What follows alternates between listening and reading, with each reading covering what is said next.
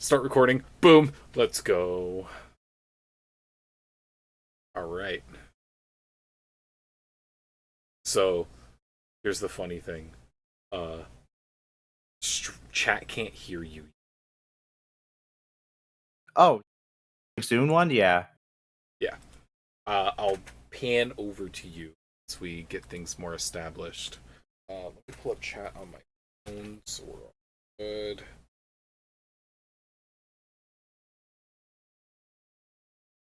Where's my chat? Ah! So much scuff. No. Stream manager. Let's go. I have a phone for that. There we go. Chat is up. Yeah, I know. My starting soon screen is supposed to have my voice. Yes. Nope, because you are over on the commentary. Anybody? Yeah, cringe. What are you going to do about it? Anyway, we'll wait for some people to roll in. It's not supposed to start till 5, so we got a few minutes. Yeah. Take your time. Two viewers. Let's go. Starting in 5 minutes, everybody. Please sit tight while we get you situated for your Thursday night wrestling.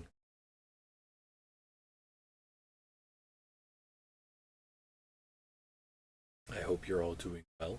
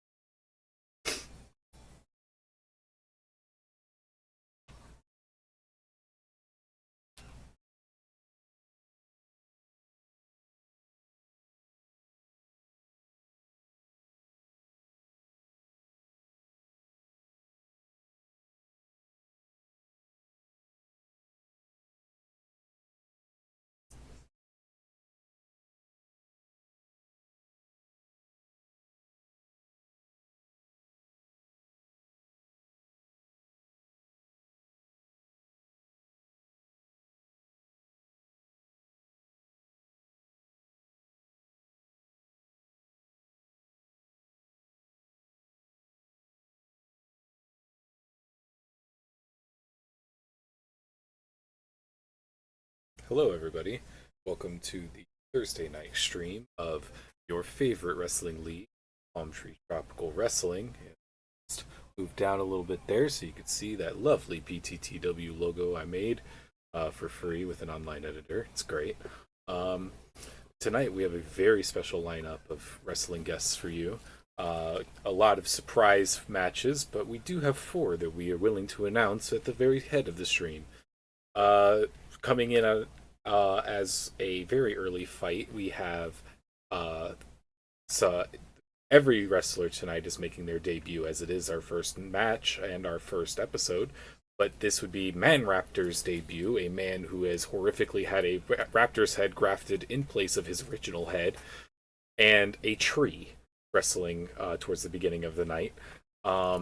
Next up, we have a grudge match between the horrific necromancer Kozar Dreadmore, who leads the skeleton army that haunts our back rooms, and we have hired a paladin to take him out. And it's why it's a grudge match. He does not like the fact that there is a paladin, that there is a necromancer running around in our back rooms. It's great. Loves it. We have another, followed by another grudge match against the ominous floating orb, a fan favorite anomaly within our back rooms, and a fighting up against the Headless Horseman.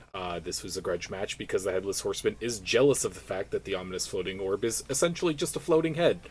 And then to wrap up the night, your title match of the night is the Cybertron Circuit. Optimus Prime and Bumblebee's tag team versus Megatron and Soundwave. This will be a landmine death match to decide the fate of Cybertron and who becomes the true rulers of Cybertron.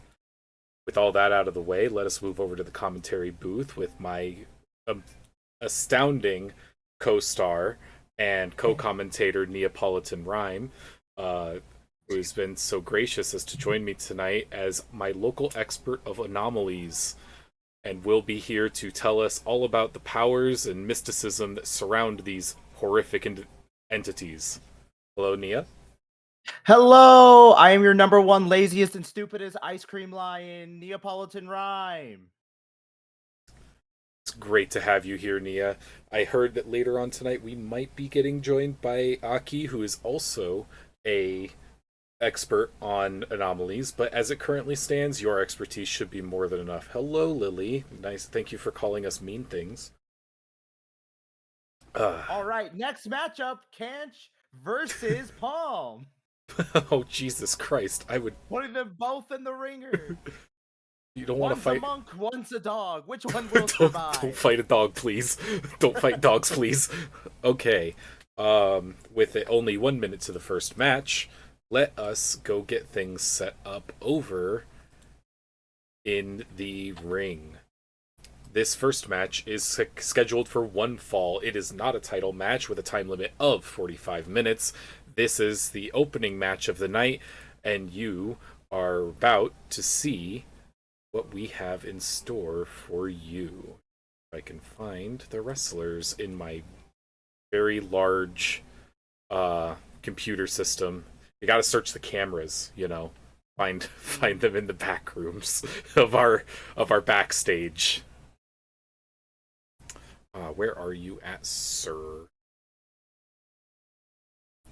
Now, which of the fights that you have mentioned are you most anticipating for? I am incredibly anticipating the fight between Khazar Dreadmore and the Paladin we hired. That will be interesting to see what sort of horrific things come out of that. I have found the next competitor. We are ready to switch over to the ring. I'm also doing good, Canch. Thank you. Coming up first is Hatsune Miku, your favorite VTuber. Yeah! And Vocaloid. She is... Well, she's weightless because she's made of light, but you've all heard of her, and she is here to show us just how you fight. Announce I spent thousands of dollars getting hard light so she could be in this match. Yeah. Fighting up against a fan favorite from classic WWE days coming out of retirement is Fred Ottman, the Shockmaster. The Shocker! The Shockmaster. You guys will probably remember him from his famous debut where he fell through drywall and revealed his secret identity immediately. Immediately. And who's that sexy ref up there? That is the Devil. Yep, we got the Devil himself. Oh, Fred Ottman coming in with a amazing strike at the beginning. Oh, you know what I just realized? I don't think Hatsune Miku is being controlled by her AI. Nope, she is definitely not. Before you do that, make sure you turn my mic volume up as well. Nia very quiet. Good to know. I saw Nia peaking when I first brought her in, like really bad, like she was all the way up in the red. And how's that? You do a little test talk for me, Nia? I'm going to be doing a test talk. Hatsune Miku versus Fred Ottman, the Shockmaster. All right, you're still peeking up in the red a little bit, but okay. Canch says I'm good. Oh, okay. I'll bring you up a little more. Okay. Back to where you were when you were peeking. Anyway, we already saw their intros. Let's get to the actual fight. All right. Oh, Hatsune Miku with a amazing athletic toss at the very beginning. Fred Ottman with a... Also, you gotta share this on... I do need to share this on Discord. I'm watching the stream currently, so you're like a couple seconds ahead, and I'm like, oh, wow. Oh my god. Oh, the reversal on Hatsune Miku. All right, oh my god. You're now, counter after counter from Hatsune Miku. Fred Ottman with an amazing dodge on Hatsune Miku. Hatsune Miku taking a horrific punch to the face. Hatsune Miku out of the ring. She has the bat. She pulled got the bat. She pulled a bat. Fred Ottman taking some severe punishment from Miku right now. Oh my god, hit after hit from Hatsune Miku. How is the Devil Ref just letting her get away with this? This it's because is clearly she does not have moves. a soul. He does not have a soul. It's true. He does not have a soul. Miku also does not have a soul, which we all know. That means the devil cannot judge her. Yep. Oh, Fred Ottman with the toss. This is just this is the submission. This could be it, folks. This could be it. And Miku breaking out of that hold and then missing a drop kick.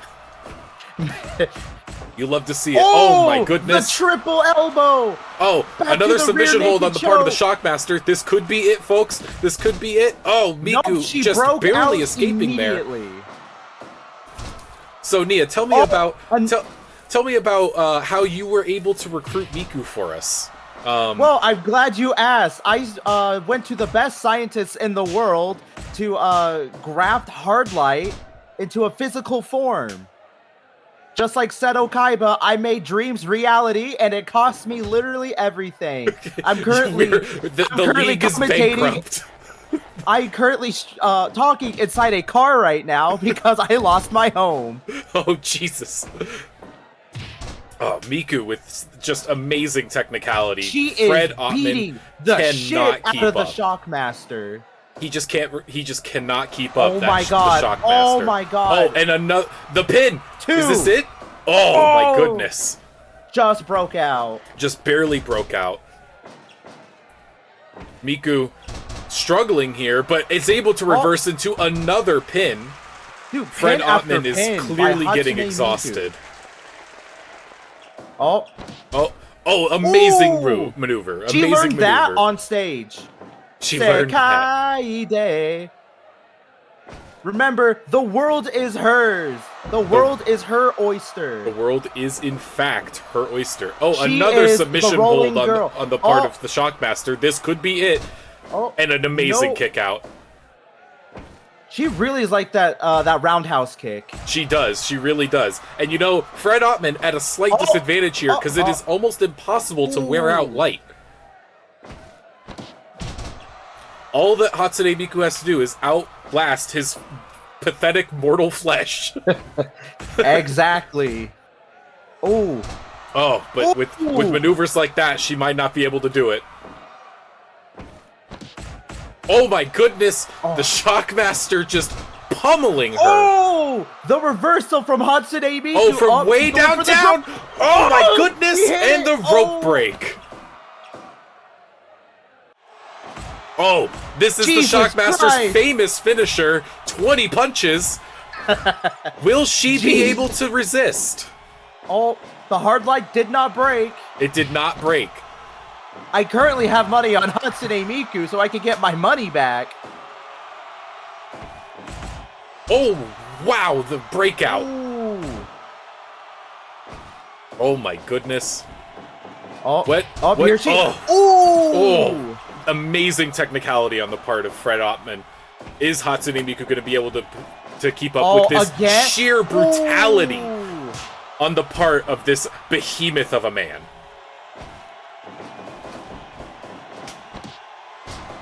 Amazing pin. This could be it. Oh my goodness! 2.9! Oh my gosh! Holy shit! Shockmaster is at the edge of his ropes right now. This is her finisher. This is it. What will it? Amazing on the part of Hatsune Miku. But Fred Ottman somehow able to pull out a reversal. Miku is clearly getting a bit tired here. Even the hard light's not able to keep up with just how hard it is to go up against this mountain of muscle. Beating that software. Oh my god. Another finisher on the part of the Shockmaster. This really could be it, folks.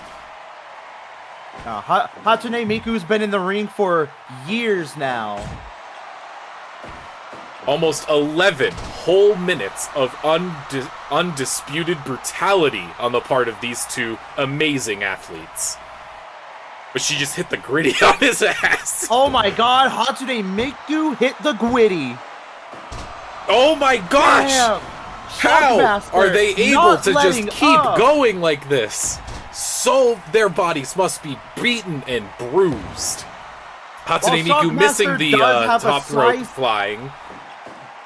While Shockmaster does have a a weight and size advantage, Hatsune Miku is still holding her own against him. Amazing athleticism on the part of both of these individuals, just trading blows now. But Fred Ottman coming out on top. Both too exhausted to continue, it would seem. Almost 13 minutes in. I legally did have to put a stamina meter inside of Hatsune Miku, so she can't fight forever. It is only fair to give her a stamina meter. Yep, I had to put a limiter on her. If I didn't, this would have been illegal. This could be it. Fred Ottman could be coming in with the pin. Fred Ottman, your champion tonight of the opening debut match for Palm Tree Tropical Wrestling. Who could have seen it coming, folks? Miku defeated by the Shockmaster himself. I am getting a message right now from the bank that I am negative $4 million in debt. We hate to see it. Well, this might be the last stream I'll be in, but let's keep going. Who do we have next? We have Man Raptor versus Tree.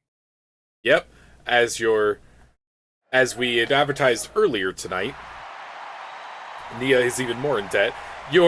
This brutal beast of a man, Man Raptor, coming in with his horrific head graft. He is a terror of science, and we don't really know where he came from. He just sort of showed up one day. Devil Ref said that he doesn't want to talk about it, so we don't talk about it. I'm going to be honest, I don't think he can talk about it. True. But can he stand up to the might of my cousin, Tree? The thing of the forest. Now, they are both really big contenders right now. Yeah, Roshi's saying that it might be alien flesh interfaces, which, who knows? All we know is that the Raptor is a terror of science. The Raptor is known for fighting dirty in the training lounge. Let's see if that is able to translate into some illegal moves in the eyes of the devil.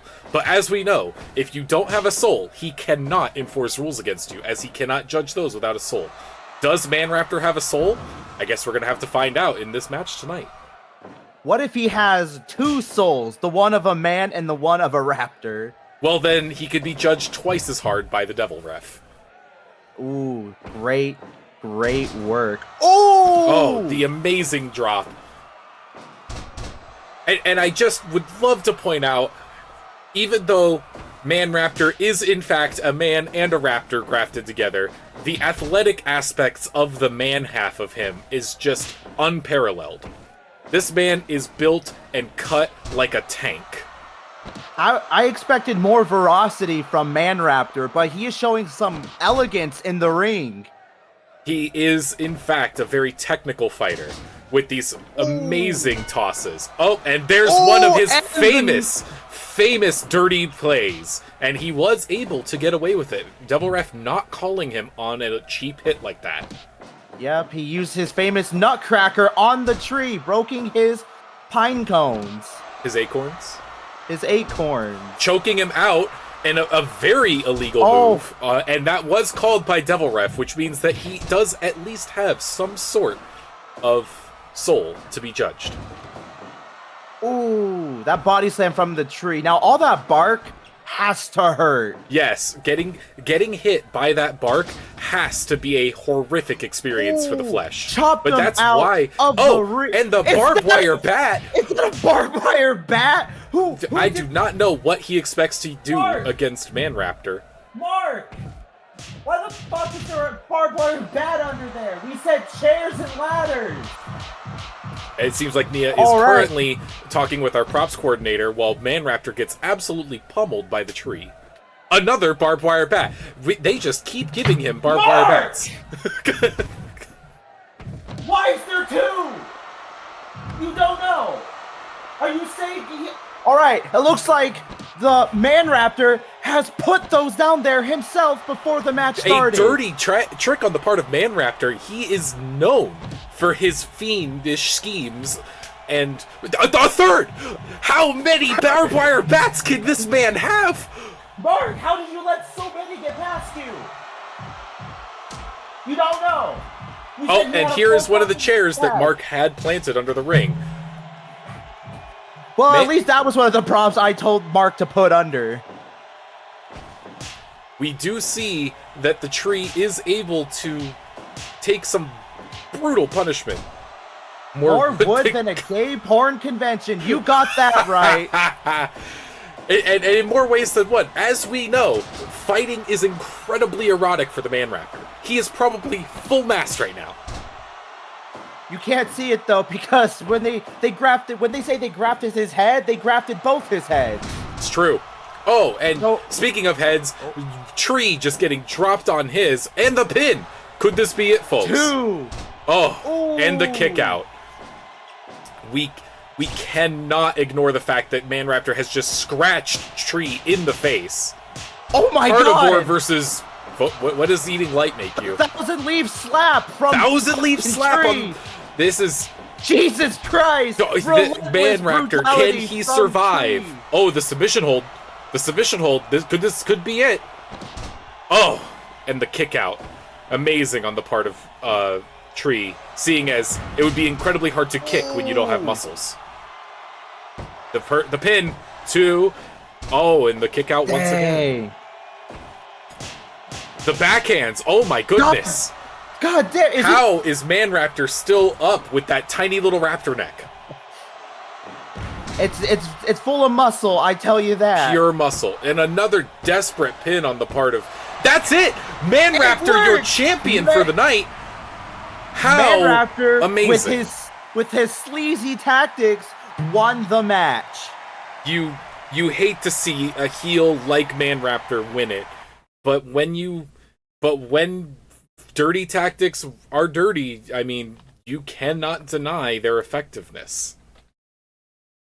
All right, before the next match starts, I gotta go have a word with Mark. We will be moving on to the next match. Mark, no. Uh-oh. Some backstage footage for you guys. Alright. Continuing on. Your next match is a tag team grudge match scheduled for 1 fall with a time limit of 45 minutes. No, because check under. I don't want to see anybody goes back. Chairs and ladders only. No, don't.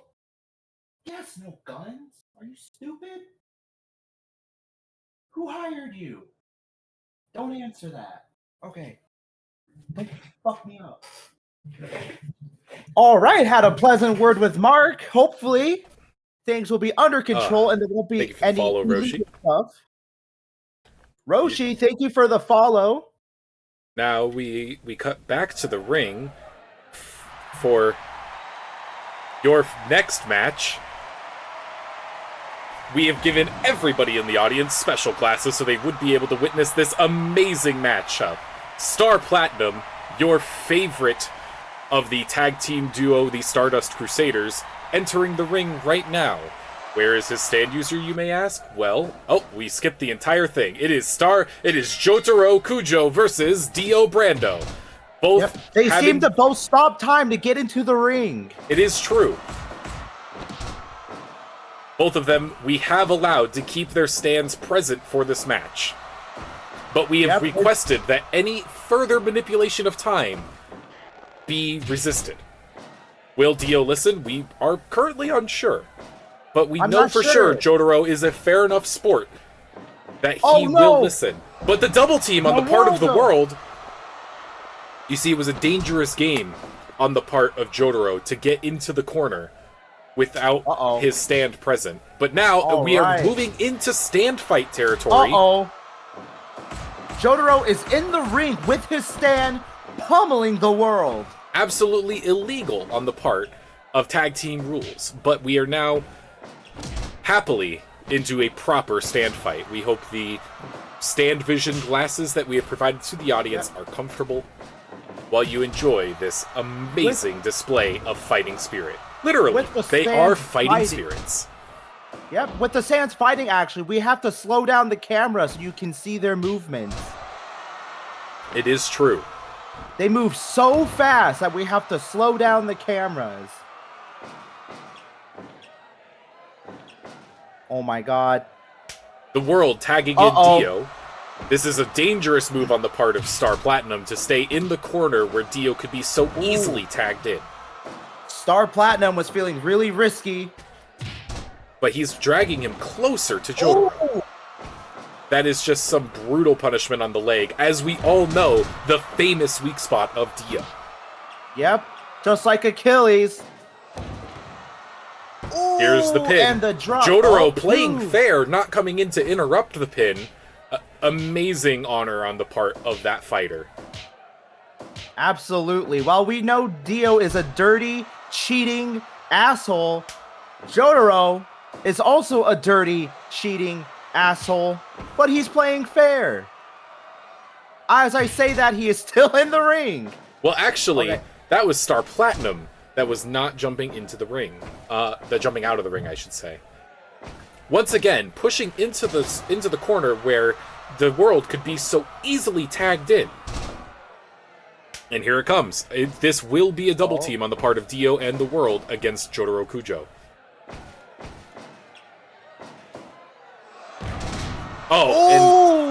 And just the taunting. The taunting on the part of the World. No. He knows he's won. They just don't have a steamroller nearby to win even harder with. Mm-hmm. Dio, known for his taunting, but will that be the mistake he made like he did before? And it seems it might be. But the World able to counter the double-teamed attack of Jotaro and Star Platinum, his stand.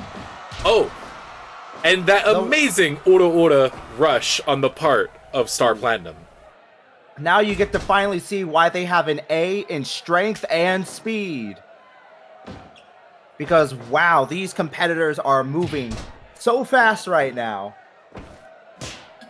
Dio surprisingly not using any of his vampire powers. It seems Jotaro like finally coming in to give his stand a break. Ooh! Are we going to see... Rolled him like a steamroller. And Jotaro leaving the ring while his stand gets pinned. Jotaro doesn't know what to do. Jotaro is very confused. He's taken a few blows to the head. Well, I wouldn't blame him. Getting punched by a vampire is very, very hard to recover from. Just look at Kakyoin. Dio seems to be slowing down a little bit. Could he be craving blood? He might be running out of power a little bit. He might have starved himself before the match started. It might explain why he hasn't pulled out his famous eye laser technique. He just doesn't have enough blood in him. Jotaro from the top rope! An amazing fist drop onto Dio's, once again, weak spot in the leg. But Jotaro unable to counter the double team attack of Dio and the World. So, Man, Jotaro should Nia, try and since do that. you are the head of our anomalous departments, how were we able to capture the ability to view these stands through those glasses? And how were we able to afford giving them out for free to the audience? Oh, it wasn't for free. Again, I put in a lot of money for this match.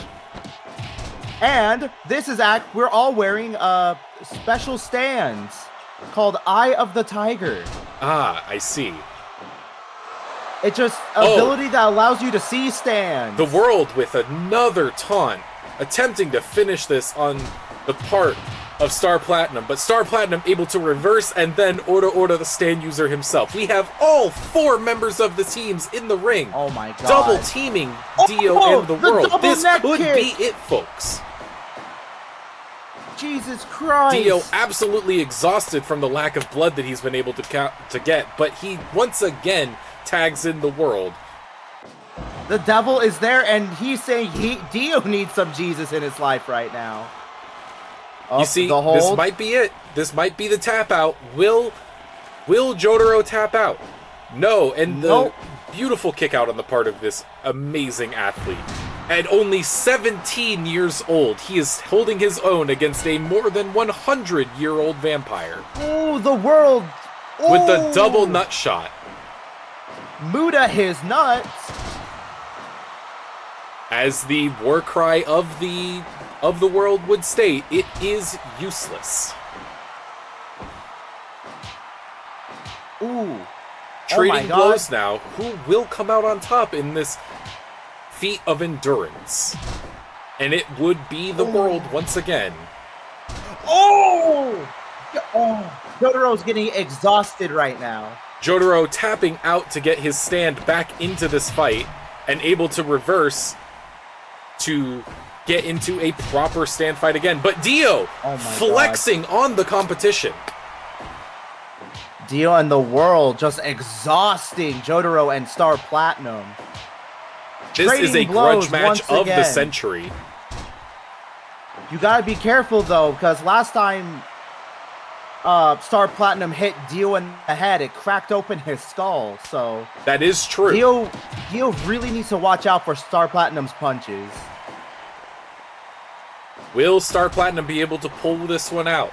Or will the world be able to finally overcome its most famous adversary? Oh, an amazing dodge on the part of Star Platinum. But the world able to reverse the momentary double team.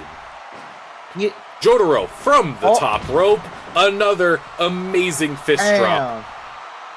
From the top rope again. Oh my god, he's doing it! He lands it a second time. Is he going for a third fist drop? He's going for a third! He lands the third! This might be it, folks. The world absolutely exhausted. But Dio playing dirty to prevent the pin. Dio. The devil afraid of Dio, not saying a word. From the top rope, yet another fist drop, but this one misses, unfortunately. Dio coming into the ring, and then having his stand, for some reason, body slam nothing. His stand and himself are not communicating well. Jotaro thrown out of the ring. It is fair game, as everybody knows, once you are out of the ring, for tag team partners to come out and absolutely wreck your ass. Oh, it is a fair fight between two competitors. Ooh, the world Jotaro exhausted on the floor outside. This could be it if Dio can be knocked out. Oh my goodness, the double armbar crunch. An amazing feat of tag team athleticism by the world. God. And that's it. He's doing a good job blocking. He's doing a good job blocking his head from those punches. Dio has lost. I believe that was a knockout. Oh my god. Wait. There it is. Yep. That was a knockout. Star Platinum besting Dio. Once again, Star Platinum just beating the shit out of Dio and winning, coming out on top. The winner, Jotaro Kujo and Star Platinum. Up next, we have a very special guest. Coming all the way from England.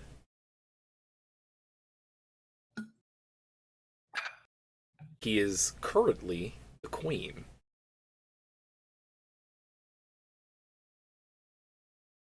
But will he be able to contend against a very special person within Nia's life? If I can find it. There he is. Guy in a hazmat suit. Yes. As we can see, coming into the ring right now is the current Queen of England, title holder in the PTTW, Jeb Bush. He may have lost the 2016 presidential election, but he was able to steal the crown and become the Queen of England. What an honor to have a queen in the ring. And coming in to try and put him in his place, guy in a hazmat suit. Yep, I found this guy on one of the many anomaly sites, and he was really built, and I asked him, hey, $40 is $40, and here he is now. Oh, geez. Roshi, I am so sorry. Let's cut live to the ring. So I know when you hire a guy in a hazmat suit, you actually signed a contract to be his manager, Neo. How was that? Oh, it was fantastic. He is such a lovely individual, and I've seen him take on anomalies with his bare hands. As he is doing right now with Jeb Bush. Yeah, one of our most famous anomalies within the league. Yeah, manhandling Jeb Bush. Jeb Bush already thrown out of the ring and being taunted by Man in a Hazmat Suit. I see why you like him, Nia. He has a certain spunk about him. He is a force to be reckoned with, not just in the ring, but at his job site. Now, he is actually currently the leader of our containment team. Is that correct? He is. I promoted him all the way to the top. How long did it take for him to achieve those promotions? Was it almost instant? 13 minutes.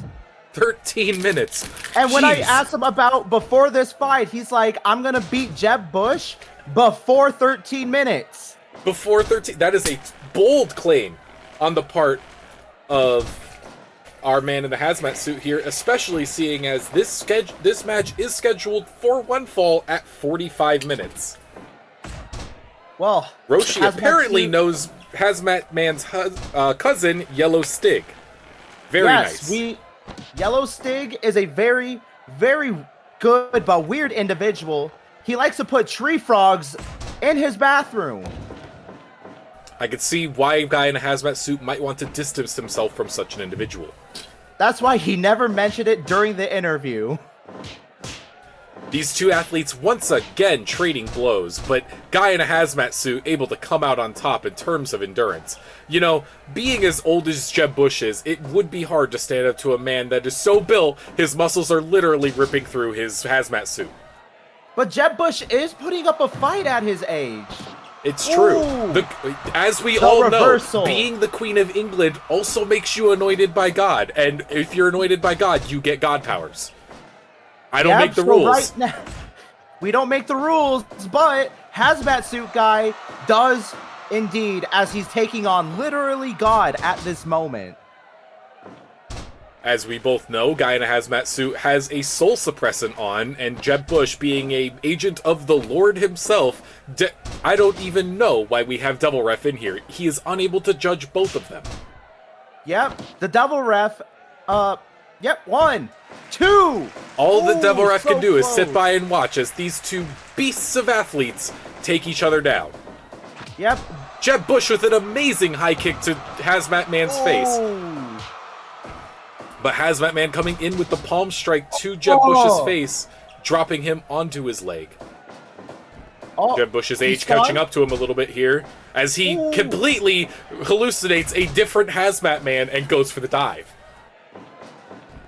Yep, Hazmat Suit has an ability where he can make duplicates of himself, but I told him you can only do it once or twice in the ring. As manager, this was a rule you set forth for him in his contract. Yes, I do not want him to overpower every adversary he gets. I see. I need him to earn his kills. That is a bold and honorable thing. 2.9 at just over the halfway mark on Hazmat Suit Man's prediction of winning in faster than 13 minutes. That is a very telling series of events. But Jeb Bush coming in with the kicks to the face. The heavenly blows to his face. Oh, but the reversal. Oh, the RKO. These two beastly athletes just wearing each other out. How will Jeb Bush come back? Will he go in with the reversal again? No. Jeb Bush at the praying top to of the God rope. before he does the body slam. But Hazmat Suit Man pulling the reversal into the submission. Is this it? Will Jeb Bush tap out? Oh my goodness. And he slaps his way out. Oh my folks, you are seeing some of the greatest feats of athleticism in the world. Another prayer to God and into a body slam. Holy this one cross unable to be reversed. Ooh, getting down and dirty. Hazmat Suit Man desperately trying to block these punches as they come in. The Devil, afraid of both of them. No one's listening to him. Another beautiful high kick on the part of Jeb Bush. He is absolutely cleaning house with Hazmat Man. The holy drop once again. How will guy in a hazmat suit keep up? Into the pin, suplex German into suplex. the pin. Devil Ref just able to only sit by and watch as these two barbaric individuals take their sweet time wearing each other out. Yep. Hazmat recollecting his breath. Jeb Bush playing dirty, framing Hazmat Suit Man, attempting to get him ejected. What? And that is it, folks. Hazmat Suit Man is disqualified. Jeb Bush's fib. Oh my god! I expected this stuff from Raptor Man, not Jeb Bush, the Queen of England. Well, as we know, Jeb Bush is a Republican, and as a result, he will play dirty to get his means met. Jesus Christ. Well, we all know who the true winner of this was. Yes, unfortunately, Jeb Bush did win through a technicality, and I am sure that'll come back as a grudge match in the future. Absolutely, but guy in the hazmat suit, you have won the hearts of the people.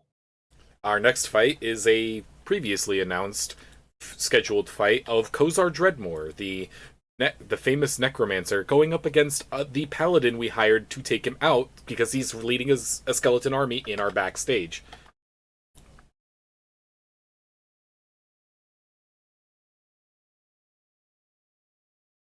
I think you hit the wrong person. I don't think I did. Coming into the ring is Kozar Dreadmore himself right now. It was a lot of work to get him to come out, but once we played with his ego a little bit, told him that if he didn't, we'd call him a little baby. He immediately decided, all right, fine. I don't even need my skeletons for this fight. I'll do it myself. Yep, I was really scared when we pulled coming up out to next his is place. Wait a minute, who is this? Is that Starscream? Is that Starscream? Where is our paladin? Where is our paladin? Mark! Hold on. I'm getting reports from our backstage crews that the paladin is actually tied up, fallen into one of Starscream's many schemes for power. Starscream having said while he ran away from the site, ha ha ha ha ha ha ha, I'm going to take the necromancer's powers for myself. What a dirty move Starscream did there, but not out of character. Not out of character the Metal whatsoever. Man putting the Necromancer in his place. Both of them immediately grabbing weapons. When can we afford kendo sticks? eBay for Kozar $30? Dreadmore, powered by his feats of undeath, might be able to best this Cybertronian. But as we know, Cybertron metal is incredibly more durable than human flesh. Absolutely. So the Necromancer has to work twice as hard to get under his skin. And unfortunately, if Kozar is able to kill Starscream, his necromantic powers will not be able to resurrect him. Ooh! The knee drop. As we all know, Starscream is made of metal, so those knee drops hit much harder. Immediately into a chokehold. Starscream doesn't need to breathe, but it still hurts immensely. Yep, imagine getting your neck fucking gripped by a really buff Necromancer. That's gonna hurt anyone. A favorite move on the part of Kozar Dreadmore. Oh. Those punches must hurt both of them. Oh, Starscream coming in hot with a trade of blows. Will he come out on top in this feat? And he will. And he does. Starscream has gone on record before this fight saying that he is hoping to steal Kozar Dreadmore's title as the king of the skeleton army and use those skeletons as a means to cause evil in the world. We cannot Yep. let him leave this Caribbean island as a powerful necromancer, but I don't know how we will, seeing as this man can, in fact, turn into a jet. Kozar's own chair being turned into a weapon against him.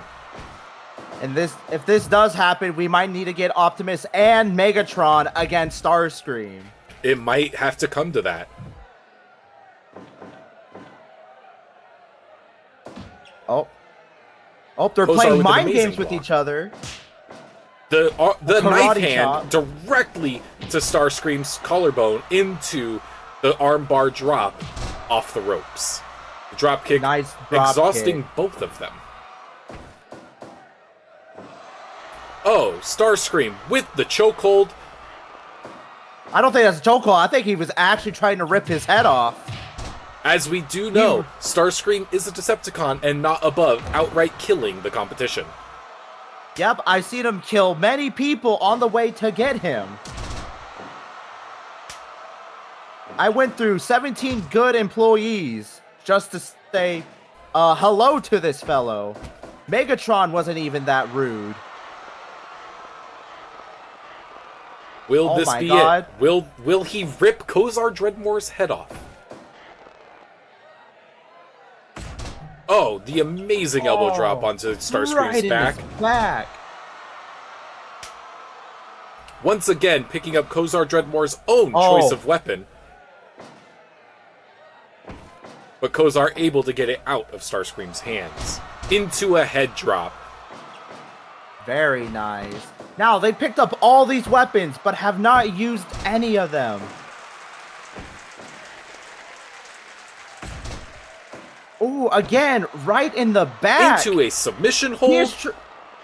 That is the camel clutch, a famous move, made famous by the Iron Sheik himself. But, unfortunately, the Necromancer is going against a being of pure metal. Elbow drop from the top rope.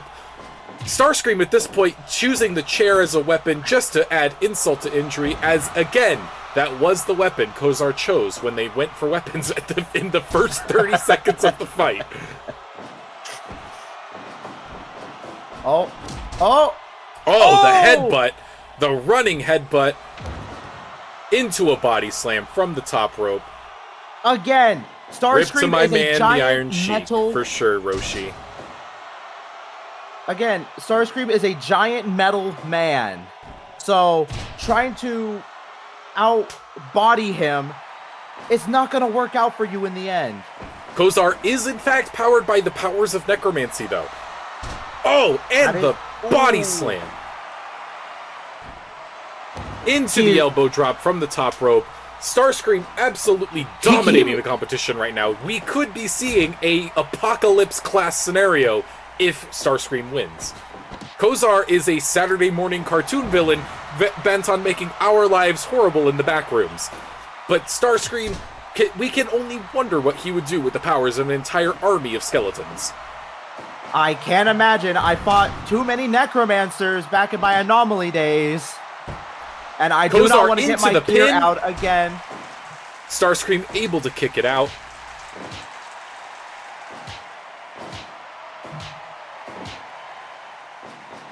Oh, amazing drop kick on the part of Starscream.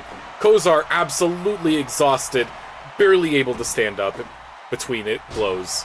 But the knee drop into the taunt, up to the top rope, into a body slam. Could this be it? Rope break. This is a very, very dedicated, very messy match on both ends. Kozar saying it is time to stop. He is done with this fight. He is ready to end it. I got kind of scared. I thought he was going to do some kind of spells. It did, in fact, look like the beginning of somatic components. He might try and cast Fireball, but as we know, we do have magical suppressants in the ring to stop that sort of shenanigans. And that's it. Kozar able to defend his title as the Lord of Darkness. Starscream leaving dejected and dishonored. Probably crawling back to Megatron. Absolutely. After everything he's done to put up the paladin in the back. We finally got him untied, by the way. He still lost the match, got no power from any kind, and I have to text all my employees to stand down and not go for Megatron any further. Now, as we do know, the Necromancer is in control of an entire army of skeletons. And I'm getting reports right now that Kozar was unable to actually escape Starscream's trap, and Kozar has now repurposed that into a trap where his skeletons have cornered the Paladin. Oh no! We're seeing this here live, folks. We are cutting to that cage currently as we speak. Kozar controlling 2 skeletons right now from the backstage while Sir Paladin himself attempts to get out.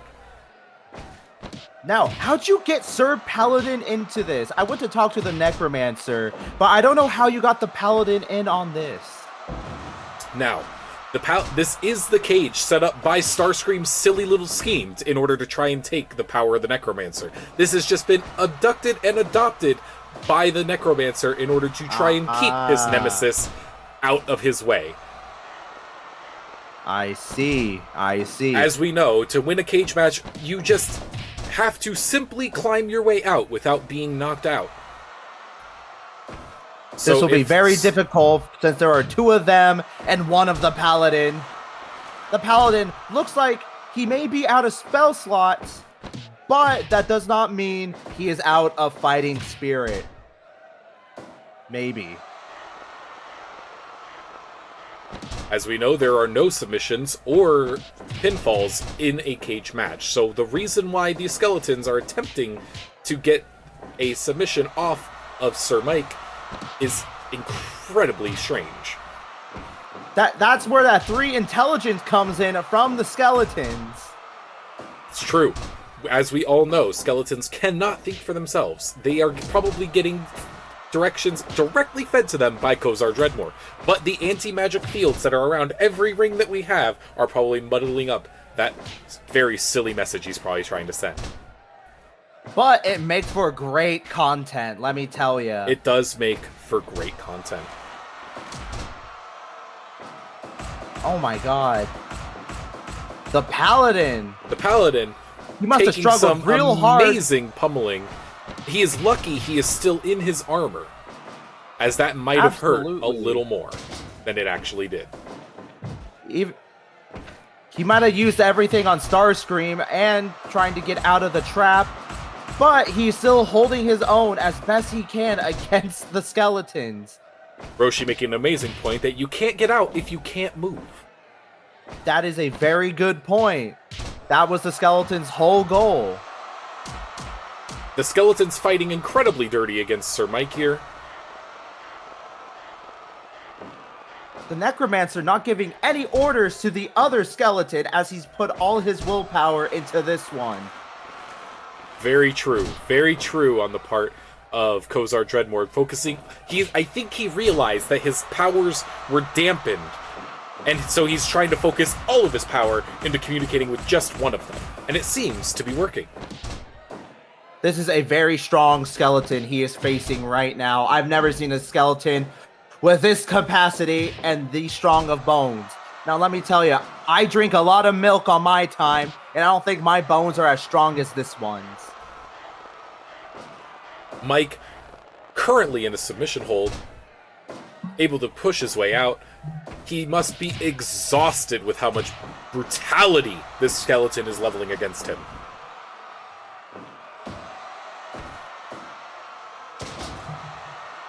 Yep, no, the other skeleton's just AFK right now. The other skeleton is very clearly AFK. But let me tell you, this... Did he raise a monk? Did he raise a monk from the dead? Because this skeleton is doing work. The other one, you can tell, is a sorcerer since it's not doing anything. Kozar would probably take issue with that statement if he could hear you and was not focusing on his monk skeleton currently beating the absolute hell out of this paladin. Money well wasted on yet another hero failing to do their job. Absolutely. Oh, ooh, the skeleton with the reverse. Oh, and the backward slam. Oh my. And another submission hold. Wait. Will Kozar be able to get a submission out of Sir Paladin? This is a really long submission this skeleton is putting him through. Sir Paladin clearly exhausted, unable to kick his way out. Oh, right in his fucking, I don't know, bones. If I had a bone expert with me, I would use them. Sir Paladin seemingly focused on just dominating the skeleton instead of climbing his way out of the ring. Yep, this is what having faith in. You do not leave the ring until your enemy is defeated. And he's taking that to heart. The skeleton attempting to leave. This could be it, folks. Kozar confirming that Sir Mike, the Paladin himself, is dead. Oh my goodness. Sir It's not Paladin over yet, though. There is still one more skeleton in the ring. As long as he gets out. But remember, this skeleton is AFK. He's not doing anything. He can't transfer his consciousness back to the other skeleton. The magical fields are too powerful. So he screwed himself over putting all his money into one skeleton, since he cannot put his other power into the second one. And now all he can do is watch his other creation fall in front of him as it has before in the past. This skeleton seemingly just accepting his fate. The skeleton has accepted death once again. He is still... Paladins are known to be ruthless against the undead, and here is clearly no exception. Clearly, it would seem that Sir Paladin has just decided it is time to harm this skeleton's ego. Jesus! He is looking directly at the other skeleton as he does this. Jesus Christ, he has been doing this for a full minute now. A full minute. This man is crazy. I think the dark powers have finally got to his head. And he threw faith all out the window just for revenge. We are getting ready to call a mercy on this match. Oh my god, 2 minutes now. He has been doing this for 2 minutes. If this goes to minute number 3, we will be calling a mercy rule on this skeleton, as I don't think his leg will ever reattach the same again. I don't think there's going to be a leg left after this. I think he just turned this into an entirely new limb. And with the passing of the 16th minute mark, we are moving containment teams in to stop these skeletons and get Sir Mike out of there. All right, boys, wrap him up! Wow, that was a very exciting match. I can't believe the Bloodlust got to the Paladin that much. Hopefully, he doesn't become an Oathbreaker. We can only hope. We will be logging that fight as a draw in our official records. Up next is one of the scheduled grudge matches of the night. A fan. What? No, you go ahead. I was gonna say I'm scared of that skeleton that he was facing. They are in fact an incredibly scary skeleton. But moving into our next match, it is a Match scheduled for one fall with a time limit of 45 minutes. We have our most famous anomaly, the ominous floating orb. Now, we did, in fact, recruit this orb from the 4th dimension. He is only using 3 of his dimensions in this fight in order to make it fair. I had one of my employees actually lose his mind when they saw the 4th dimension. And here comes the Headless Horseman. This is a grudge match, folks. Headless Horseman is incredibly jealous of the fact that the ominous floating orb appears to be essentially a floating head. Headless Horseman, famously having always wanted a head of his own. So, will the Headless Horseman claim the orb and become the Orb Horseman? As we all know, the ominous floating orb does have telekinetic powers, so it is hard to predict what moves he's doing. But with his telekinetic powers, that does leave him open for attacks. It does, in fact, leave him open for attack. As we all know, that here in the PTTW, we give all of our wrestlers fair and balanced hitboxes. That means there is a full body of invisible hitboxes underneath that orb. Mm-hmm. It took us many hours to connect them all. But, ooh, the knife hand from the Headless Horseman. Ominous floating orb here, clearly getting manhandled by the Headless Horseman. But the ominous floating orb throwing yet another jab of telekinesis directly into the Headless Horseman. Headless Horseman going in for a pin. Actually, that was a submission hold. It's really hard to tell when you don't have a body. Or a head. I don't think the Headless Horseman knows what he's even doing. Into another submission hold on the part of the Headless Horseman. The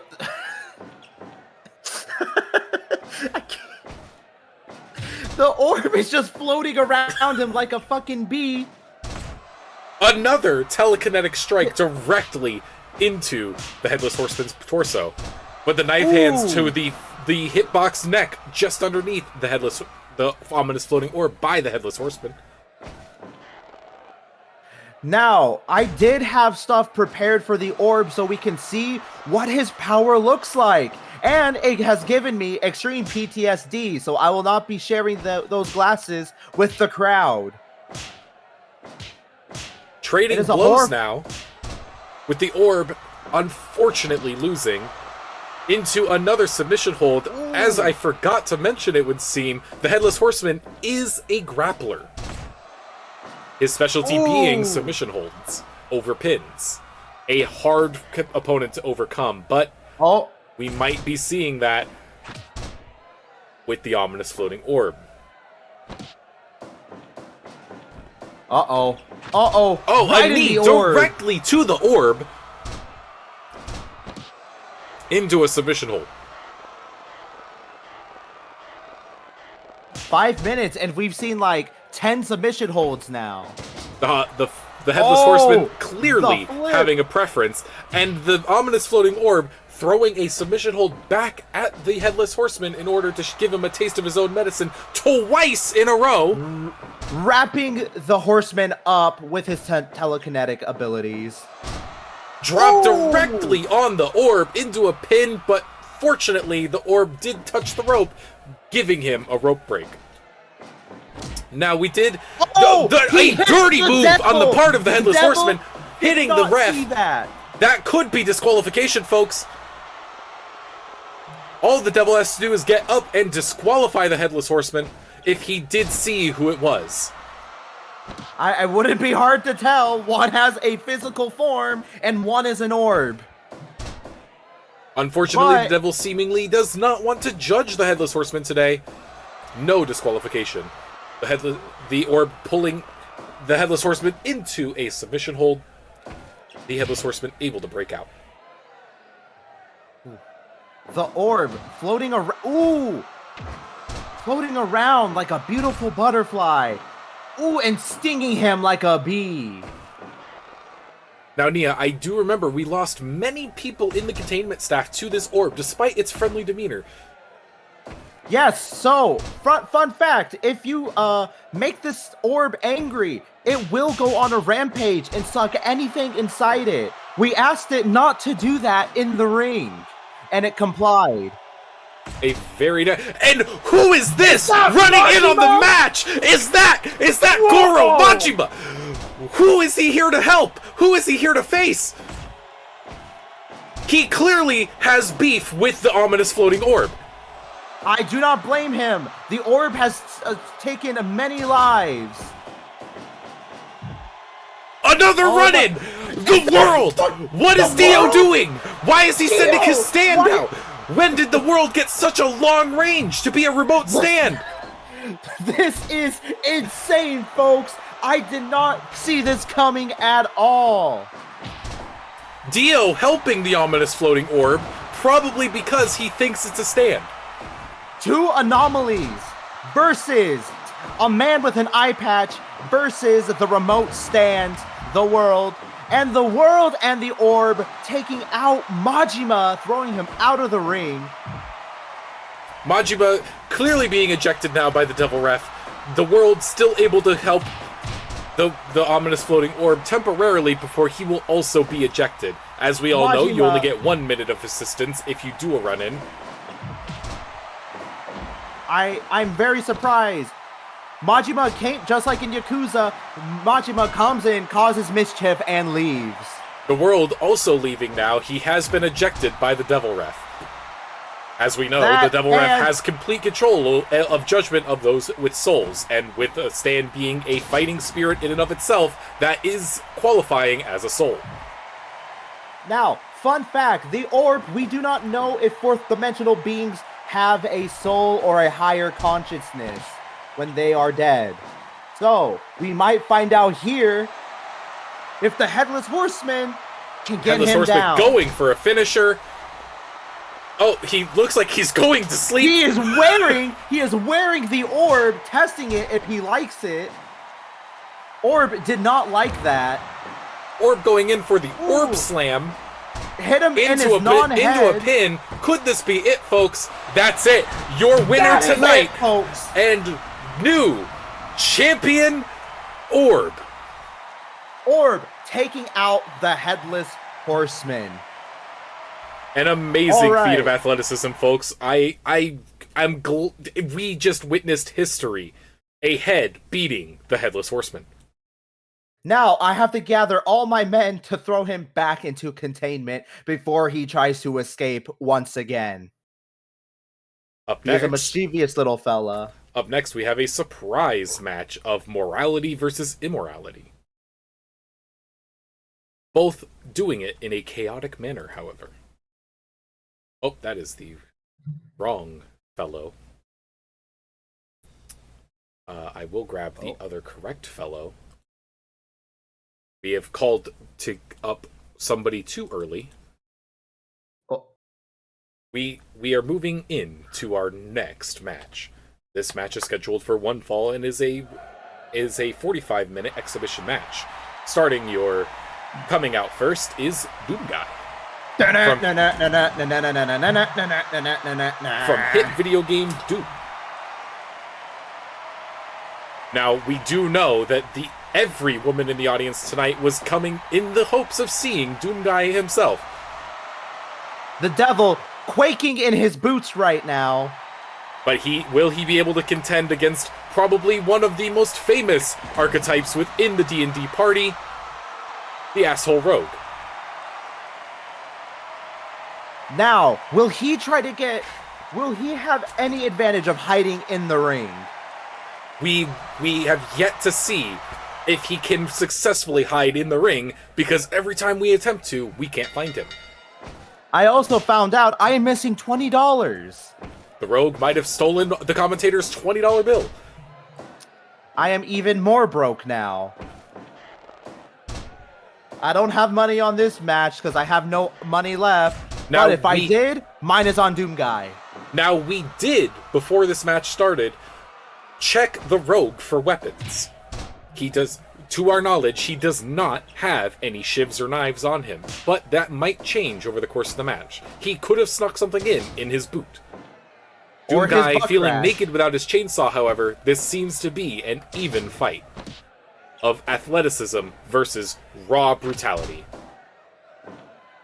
Well, while the rogue is very athletic, Doomguy just has so much stamina. So much stamina, so much strength to kill even one cyber demon, let alone the entirety of every version of hell, is a no feat to be underestimated. Don't forget, folks, every Doomwad is canon because at the end of Doom 3, Doomguy went to every version of hell to kill it. Even the nice Rule 34 one. Canon. Canon. It is canon. Asshole Rogue coming in with an amazing knife hand. Hitting his glistening abs. Ooh. Doomguy with the arm drop directly onto the Rogue's back. The Rogue able to reverse before he is pinned. Ooh, nice. Nice now, attack we did from have some Doomguy. concerns with the Fairness and Ethics Committee of our wrestling league as to whether or not the Rogue's mask constituted as armor that would give him an unfair advantage. But when we showed him a picture of Doomguy, he said, Jesus fucking Christ, I don't want to see that guy anywhere near me, and he allowed the Rogue's attire to come into the ring. Yep, we're just hoping he's not hiding anything shady under there. As you know, rogues are quite shady in hiding anything everywhere. The Rogue going into a leg bar submission, really dumbly though, because right next to the rope means that the Doomguy can get a rope break. It looks like the rogue failed his perception check there and is now out. We asked the Rogue what the significance of the red X upon his gauntlets was, and all he had to say was, "Shut up, my parents are dead." That was his only response throughout almost the entire interview. He actually came in with the Bard, and the Bard went missing, and he is probably backstage right now.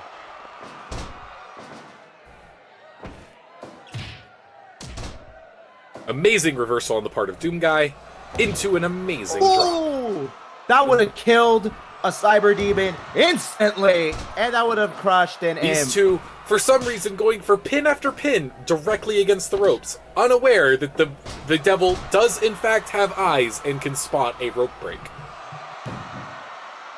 Ooh.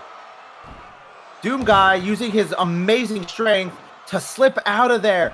Oh, 1, 2. Is he Two gonna go for a amazing third? body slams No. from the top rope, pulling the Rogue into position for a pin, but the Rogue able to reverse it and throw Doomguy down. Oh.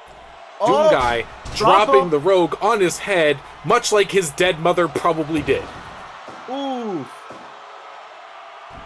Two He's body dead, slams so from we the do not Doomguy. know. Doomguy taking a breather here. He is yet to fight an opponent this sneaky and elusive. As we know, this Rogue is 20th level, and if he landed one good hit, could probably instantly kill the Doomguy.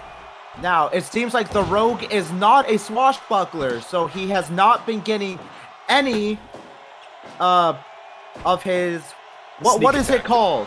Sneak attack bonus on him.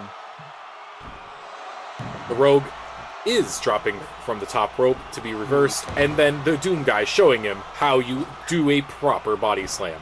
And he's going for two into a fist slam. The Rogue, clearly beaten and berated. He wants out of here so badly. Pull the Rogue back up, saying, "I'm not done with you yet. I lack restraint." Doomguy pulling the Rogue into a perilous position and missing the flying punch. The Rogue, having learned from Doomguy, attempting his own body slam, Ooh, right showing on his the Doomguy that he underside. can, in fact, learn on the fly. Ooh, Doomguy with an neck. amazing slap to the Rogue's face, that armor doing little to nothing against those steel-cut biceps. Ooh, The that Rogue with an nice amazing feat of reversal. athleticism, taking an elusive dodge into an immediate kick into a pin, but that pin was broken by the rope. Once again, failing his perception check to see that the rope was, in fact, right next to him. Doom Guy with a kick directly to the kidneys through the back. Failed his acrobatics check there. Will that cost him this match? Doom Guy overpowering the Rogue with every punch. Oh, the headbutt!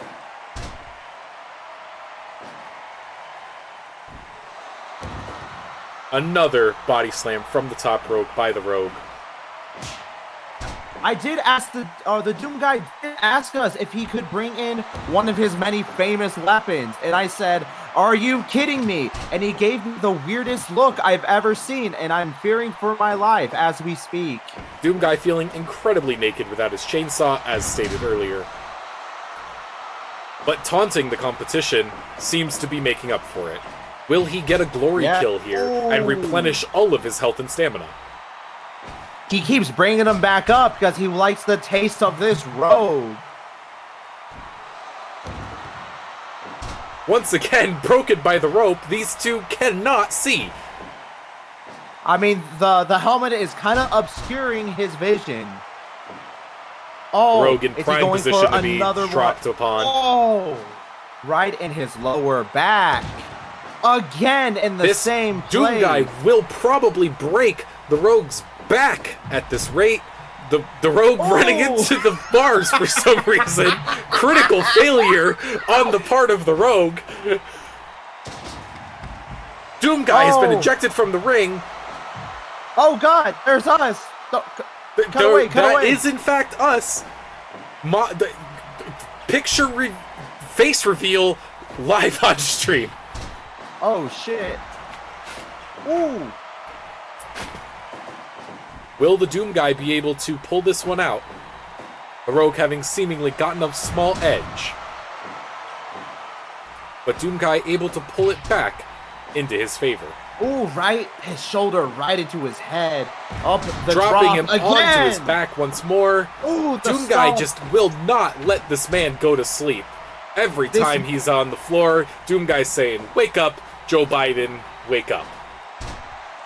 Doom Guy the Rogue into an acrobatic reversal, pinning Doom Guy and proving that arrogance is the greatest downfall. Unfortunately, Doom Guy was unable to quick save before that failure, and we cannot see a quick load for a different attempt. Yeah. While Doom Guy had him literally on the ropes almost the entire match, asshole Rogue really used his athletics and acrobatics against Doom Guy, and that was his biggest downfall.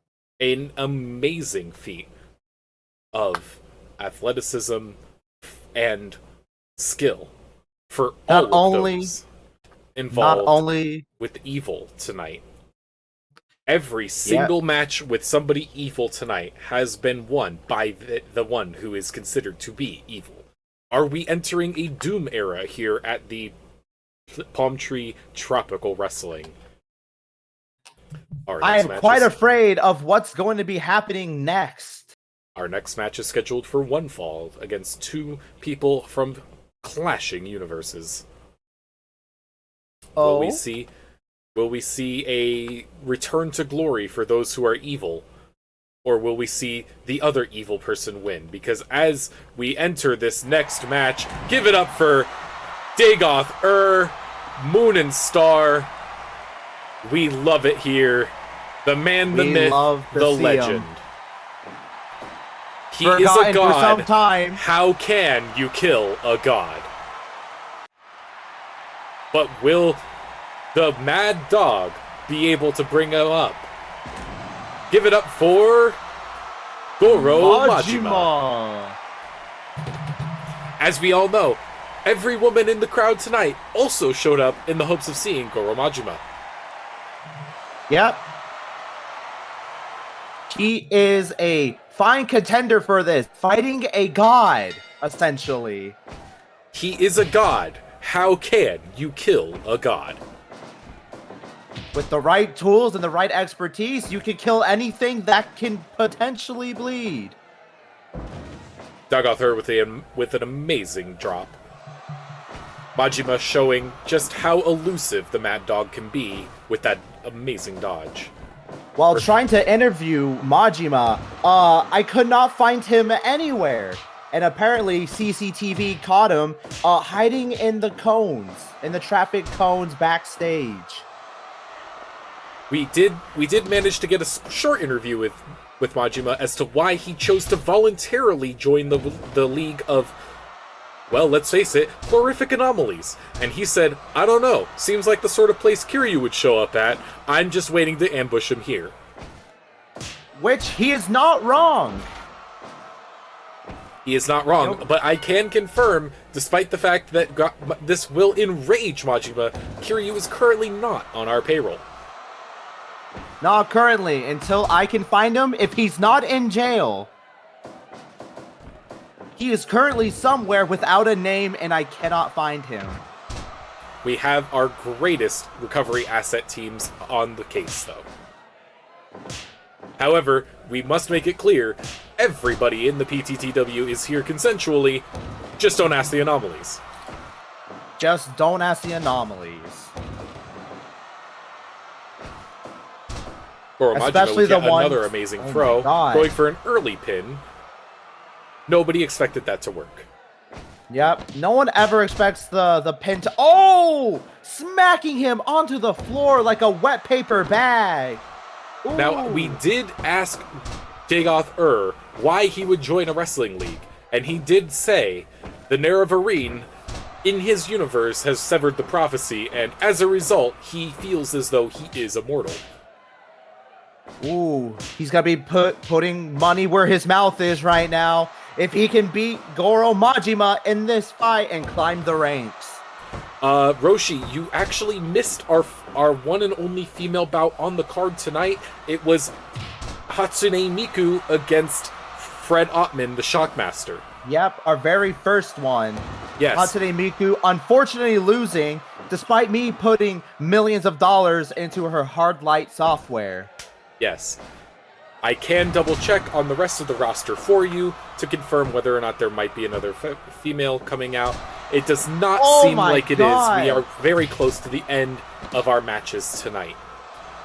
Dagoth just demolishing Majima.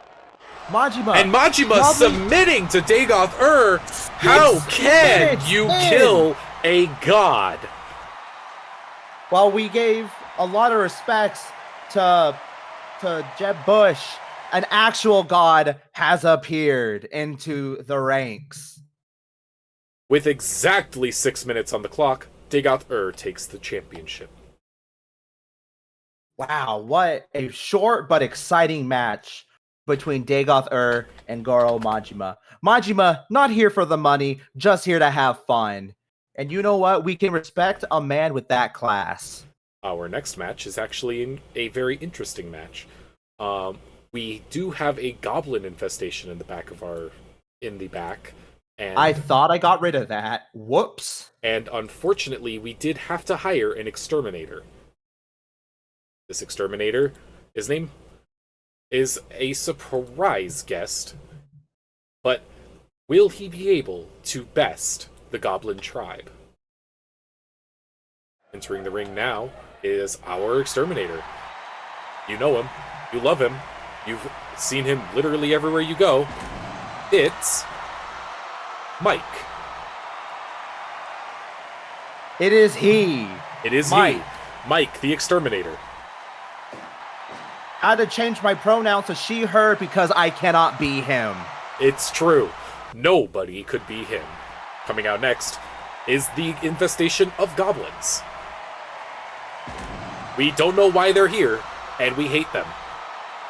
Yep, we all know goblins love to get into small or large areas and just spread like rats. The devil unable to judge them and cast them out, because once again, he can only judge those with a soul. Yep, and we all know dirty goblins don't have a soul. They are legion. They are, in fact, legion. Now, this might be a very scary thing, when we went to exterminate them, we were like, oh, they're going to be tiny goblins. But in fact, they are not tiny goblins. They are full-sized humanoid goblins with 8-packs that you can grate your cheese on them.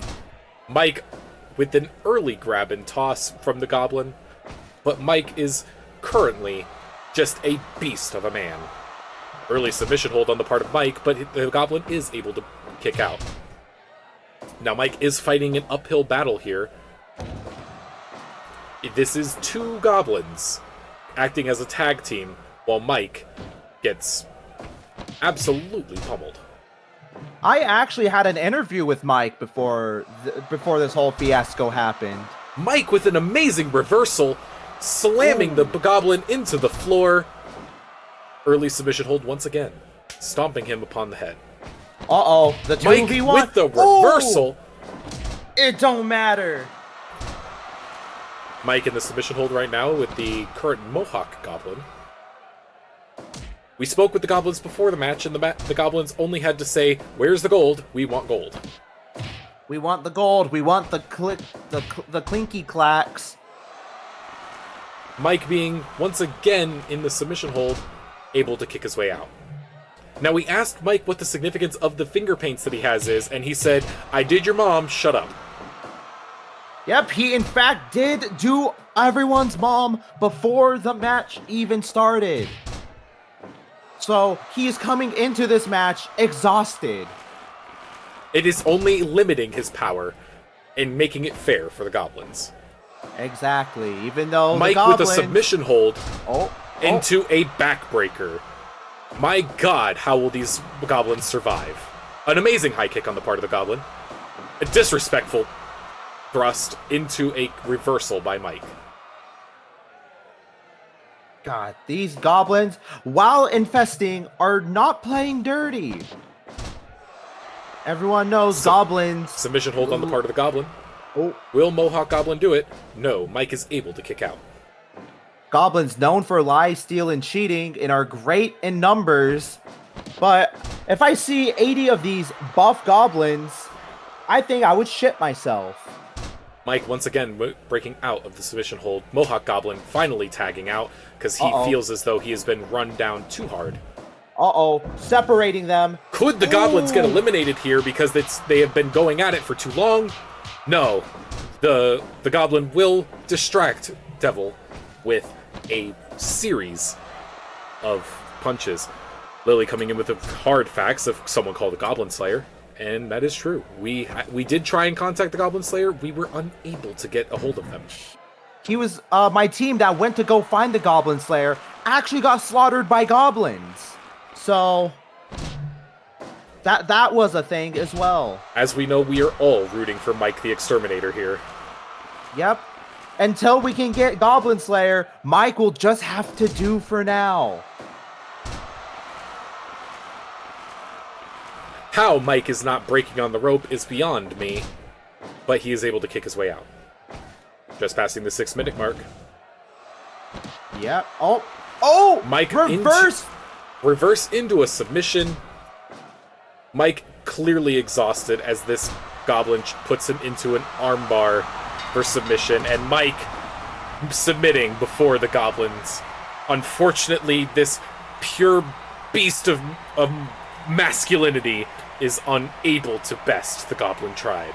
He fucked too many moms, and that's the price. Unfortunate match for Mike. An incredibly unfortunate match for Mike. Salute for our main man, Mike. Our next match is a grudge match scheduled for one fall at the time limit of 45 minutes.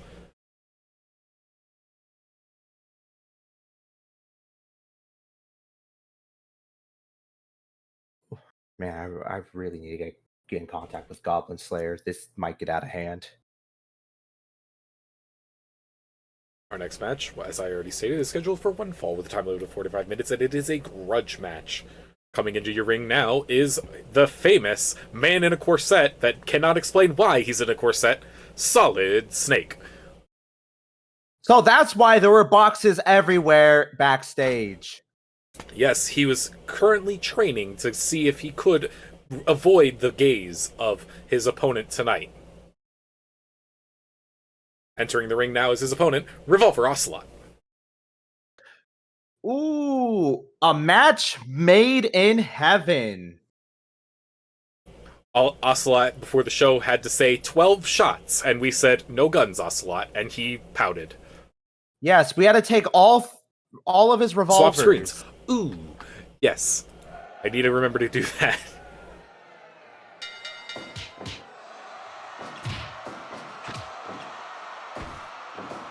Gotta love technical difficulties. Gotta love the Scuff. Yep.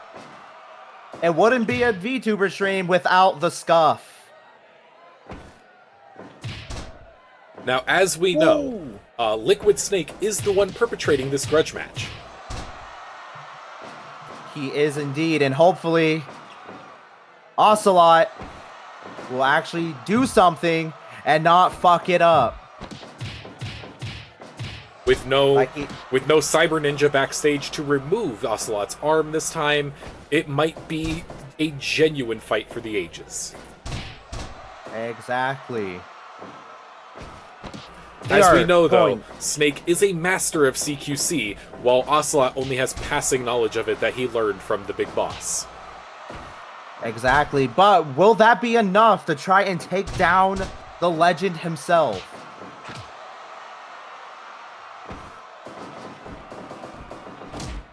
Oh, and just colliding with each other. Nobody moving up an arm to get it move in. Ocelot with an amazing stomp. Now, you see, we had to take his spurs off before this fight, because unfortunately, a spur could cause permanent damage to Snake. It could. We actually had to tackle him and remove his boots entirely and give him new ones. Ocelot clearly channeling that rage into this fight. Yep, he is pretending he's beating me up currently, which is not good for Snake because I have a very punchable face. Snake with an amazing drop of Revolver Ocelot. Ocelot, an old, frail man. How is he ever going to keep up with a perfect genetic clone of the big boss? Sometimes trading blows now. Ooh. Who will... And it is, of course, Ocelot going down. Ocelot, the old man himself, going down. Snake going for a submission hold. Ocelot able to kick his way out.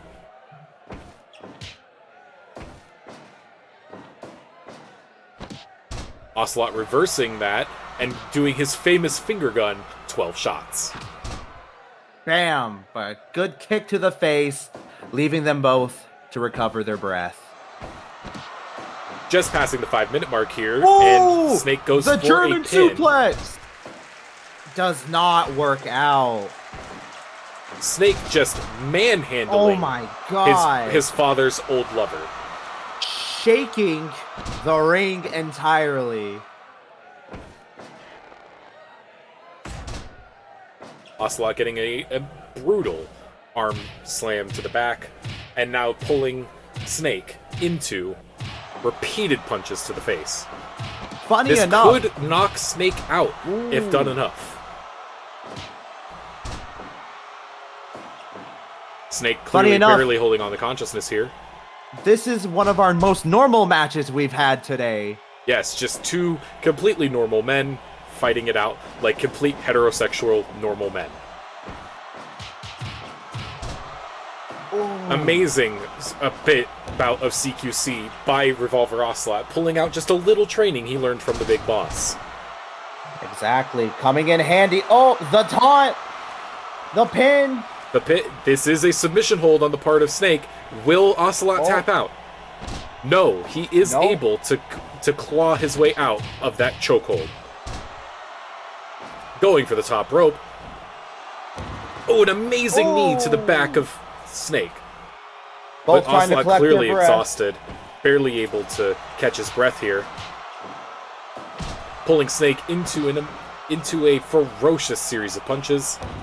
Into a knee directly to his face. A second knee directly to his face. One. My goodness, how is Snake still conscious? Snake is the greatest soldier of all time, but those knees had to hurt. A kick directly to Ocelot's thigh, directly into a chokehold. Ooh, neck choked and thigh tender, but he gets out anyways. Taunting Revolver Ocelot now. Clearly the man is getting a little cocky as he goes in for a pin. Oh my god. Oh, how will Snake be able to pull this one out? Ooh. Ocelot just refusing to stay on the mat. Into a submission hold. Could this be it, folks? Ocelot was a famous wrestler back in the Soviet Union.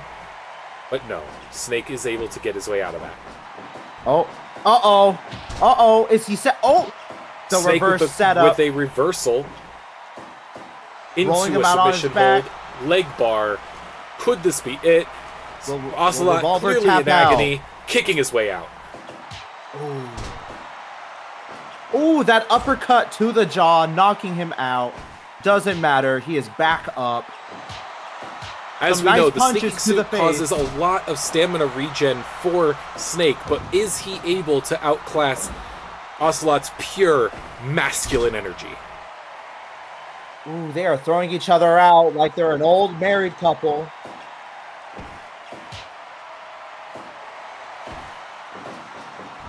Uh-oh. Ocelot with the knife arm directly into the finger gun taunt, shouting once again, 12 shots. I think the man has dementia. He has no guns on him. He is a very, very old and withered man, but he is putting up such a great fight. The rear naked choke from Ocelot, or from Snake, breaks out. Snake getting countered by Ocelot. Snake into a pin. 1, 2, and that's it. 3. Ocelot has been defeated, even without the intervention of Cyberwolf. Exactly. We all know this was a very close match, but in the end, Snake still won. I had no doubt in my mind that he would not win. Our final match of the night is coming up. The match that we had all wanted to see. A landmine death match between the Autobots and the Decepticons. Yes, I have been waiting for this one for quite a while now. It was very easy to convince Optimus Prime to join us today. You know, he's been doing a lot of work recently, you know? He's been in a couple films, he's in Fortnite now, you know, he's been getting out there. Proud of the guy. Just in, Megatron has confirmed that he is not going to allow for Starscream to fight with him because of the shenanigans pulled earlier. He is pulling his backup, Soundwave. His right-hand man, Soundwave, who has never let Megatron down. Let's see if that changes. This is a landmine deathmatch for Cybertron. No tag team tonight. Whoever wins here becomes the rulers of Cybertron. Yep. Whoever... Oh. The sidekicks and the main men fighting it out. Ooh. Optimus already going for a submission on the part of Megatron. Megatron getting his head beat in. Again, we asked both Optimus parties. Prime from Fork Knife. Yes, Optimus Prime from Fork Knife, indeed. Yep. When we interviewed him in the backstage as to why he was willing to come to settle the dispute on Cybertron here in the ring, he only had this to say. Megatron must be stopped at any means necessary. Yep, what a very lovable guy. And also, we told both parties not to use any of their heated blade weapons or blaster beams, because that is, of course, illegal. However, Megatron and Soundwave did rig the ring to explode if the time limit is reached. So, I am fearing for my life right now. And hopefully, it will not get to that time. We all know the Cybertronians fight brutally and efficiently. So, will we be able to see any of the pyrotechnics go off tonight, or will we have wasted that budget, putting us even more into debt? I don't know how further I can go when I'm already at the bottom of the ocean.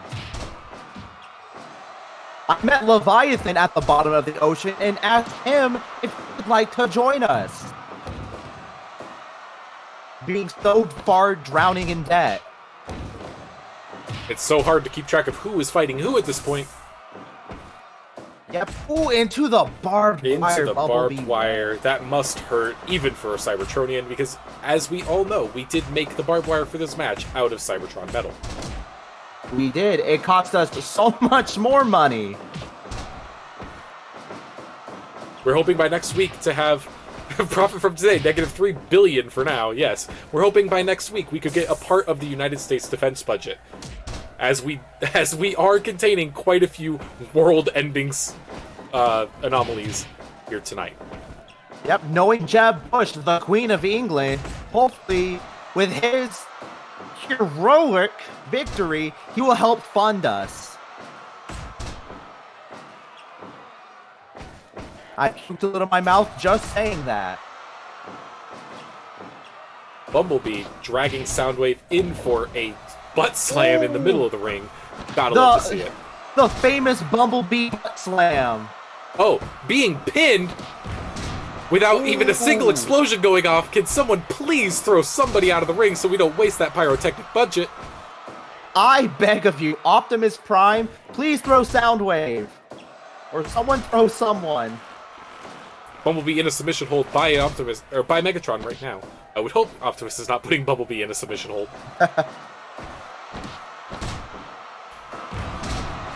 Megatron being thrown around by Bumblebee. Bumblebee pulling him in for what would seem to be a pin.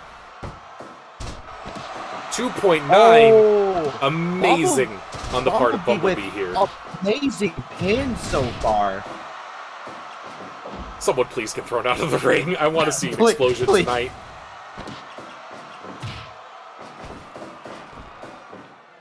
Uh-oh. Uh-oh.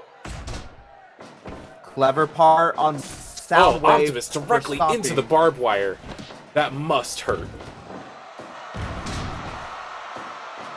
Oh. Soundwave being saved by the rope. Bumblebee going for a finisher, but being countered by Megatron. Megatron saving his right-hand man here and putting Optimus into a submission hold. Kicked out by Bumblebee. Soundwave looks like to be losing some stamina. Same thing for Bumblebee. Trying to catch his breath. Soundwave right directly into the barbed wire. You see, this is a landmine deathmatch, and yet we have yet to see even one landmine go off. I'm kind of scared for our budget.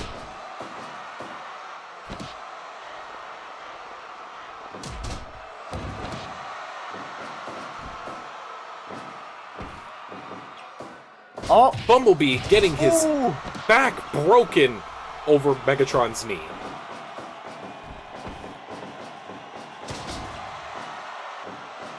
Come on, Mark put a lot of time into these explosives and hoping we get to use them. Oh my goodness. Optimus There Prime. we go. Oh, Megatron on to one of the landmines. That must hurt, ladies and gentlemen. Ooh. Blood now entering the ring into a pin. Cybertronian blood is now all over the ring.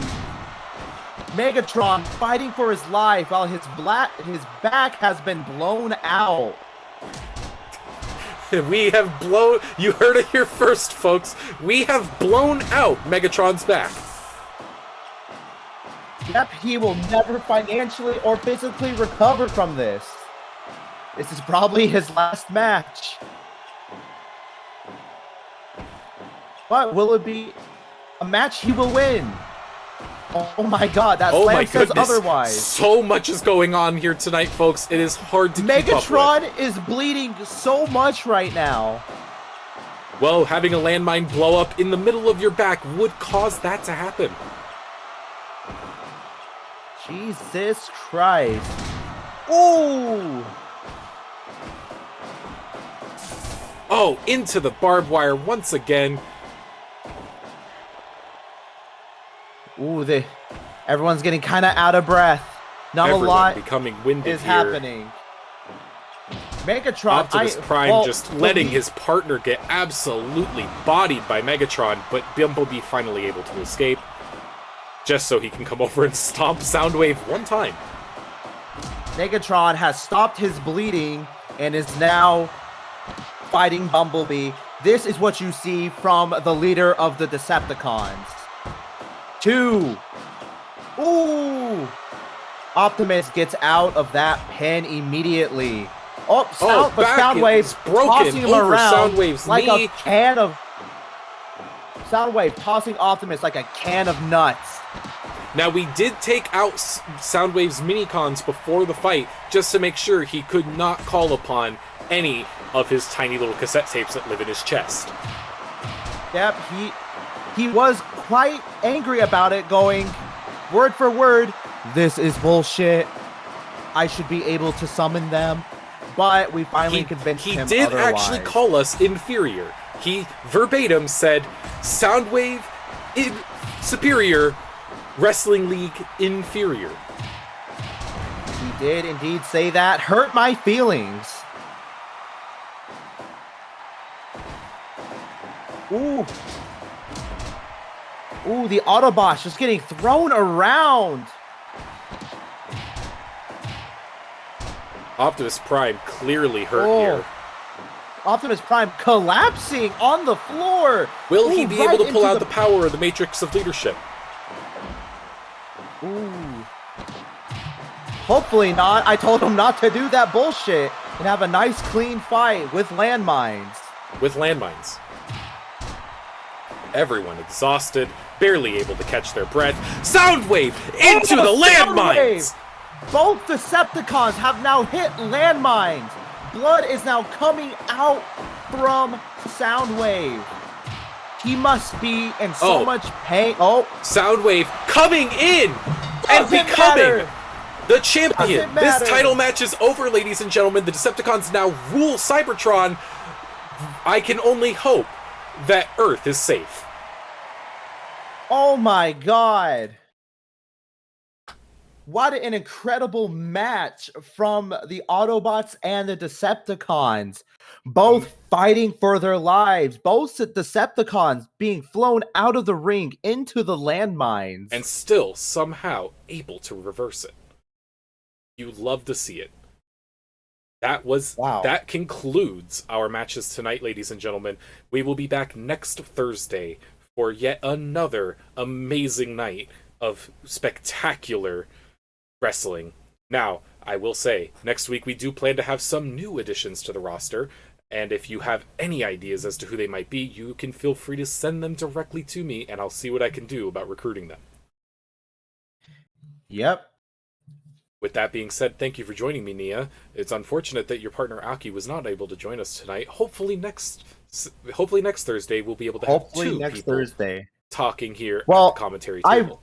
I unfortunately work next Thursday, but hopefully Aki can make it. I would hope so. It's always fun to have two people in the commentary booth instead of just one. Because unfortunately, I am talking to myself is not as fun. But trust me, you get used to it. With that being said, thank you for joining me, ladies and gentlemen. PTTW is a passion project of mine, and I hope to make it a regular part of your Thursday night streaming experience. With that being said, thank you, and good night.